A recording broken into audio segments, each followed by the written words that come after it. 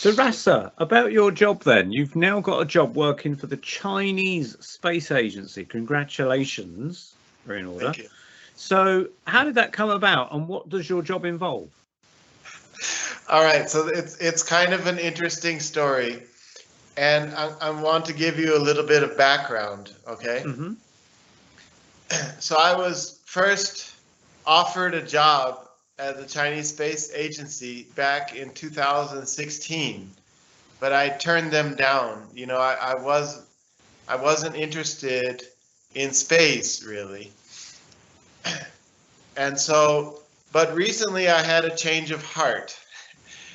And so I decided to take them up on the offer. Now, the question is, why did I have this change of heart? All right, so this is where the story gets interesting. So back in 2016, when I spoke to the people at the Chinese Space Agency, I asked them, I said, well, you obviously know the Apollo missions were a hoax, right? And they said, of course we know that. And so then they told me about the NASA's plans of admitting that they were a hoax. And so that is it's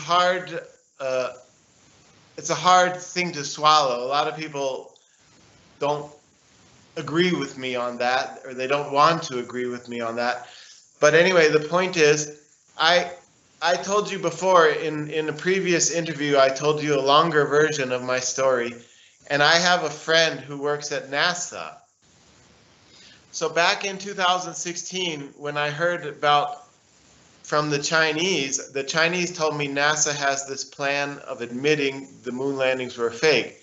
So the first thing I did, I called my friend at NASA, and I said, I just heard about NASA's plans to admit it after Artemis 3.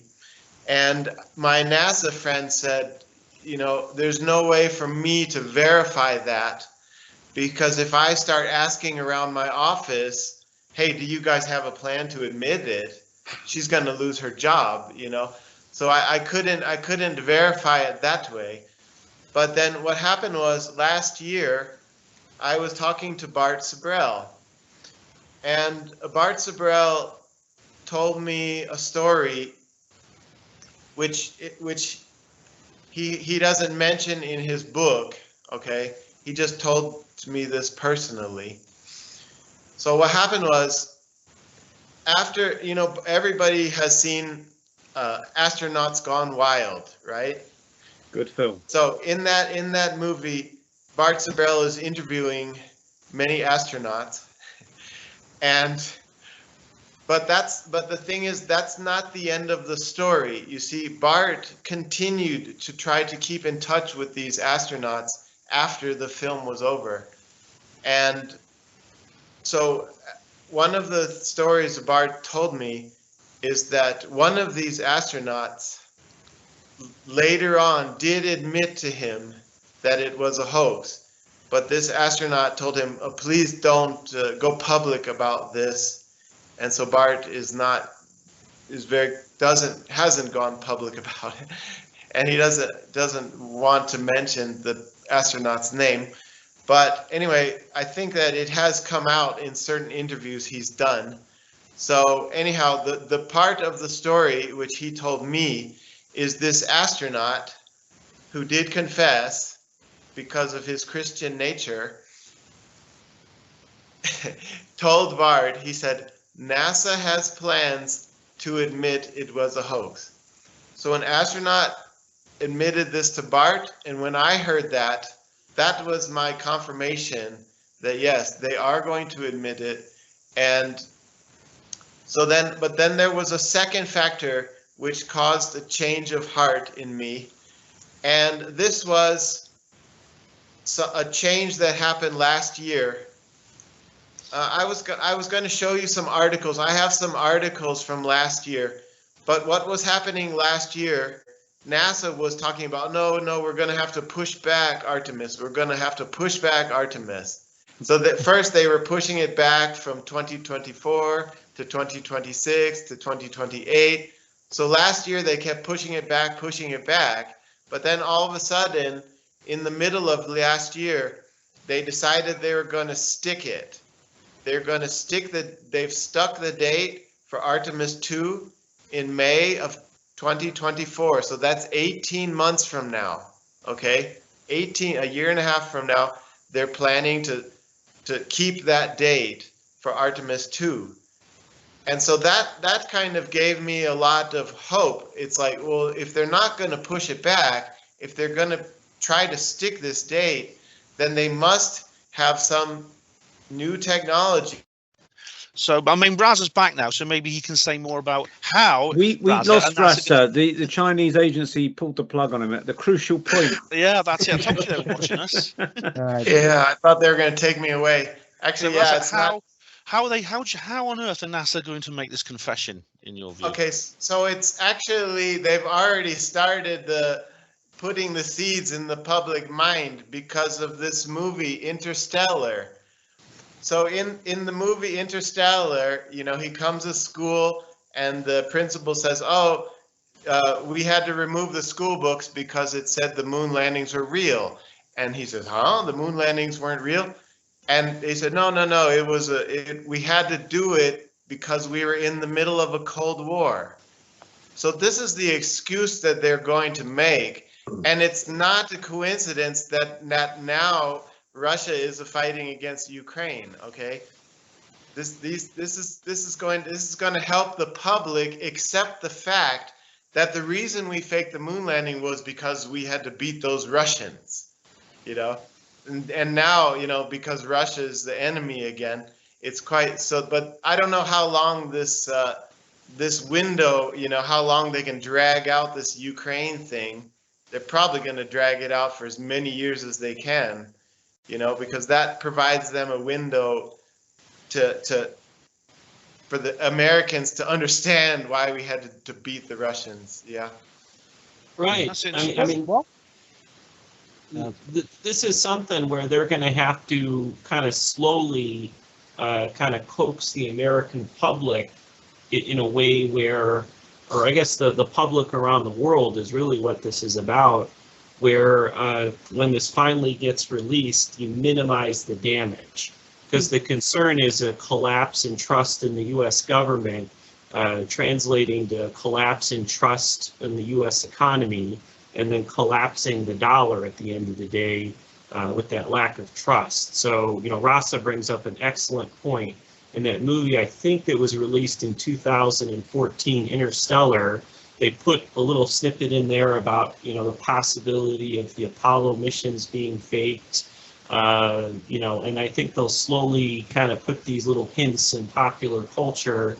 And then ultimately, I think when the generation that grew up watching the moon landing dies off, you know, when this does come out and it becomes popularly accepted that the Apollo missions were a hoax, they want it to cause as little damage and trust in the U.S. government as possible.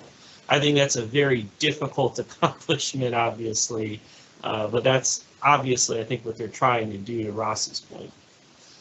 Now, gentlemen, we're nearly at the end of this particular show. The clock has beaten us. Rasa, you would like to say something before we finish? Well, I didn't get to finish telling you about my job here. Yes, please do, because we lost right. you. Please tell us. We'd like to know. Okay, so can I show you just a 1 minute video clip? Sure.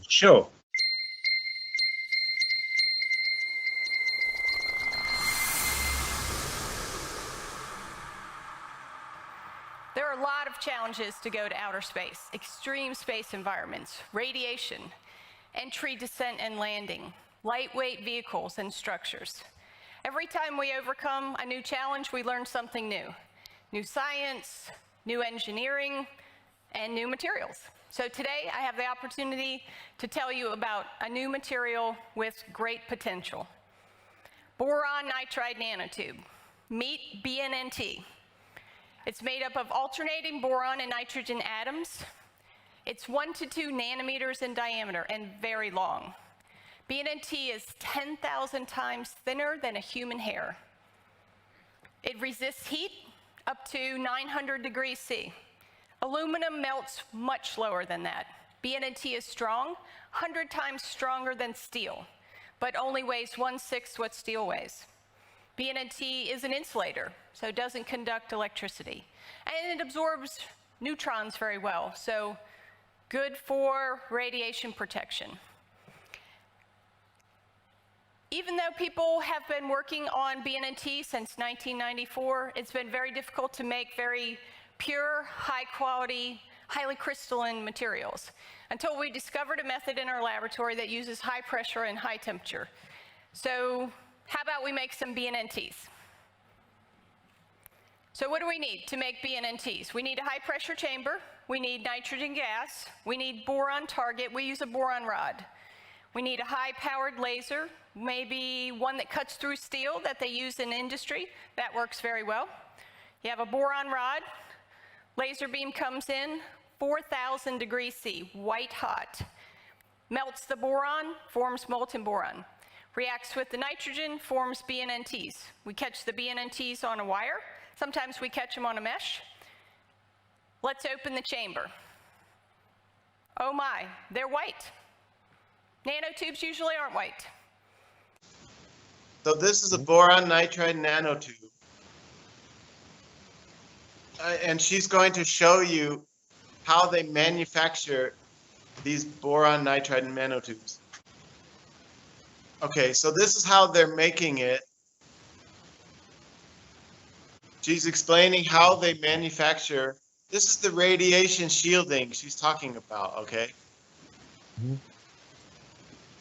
And now she's going to show you a photo of what it looks like. That's the picture of the nanotube materials, okay?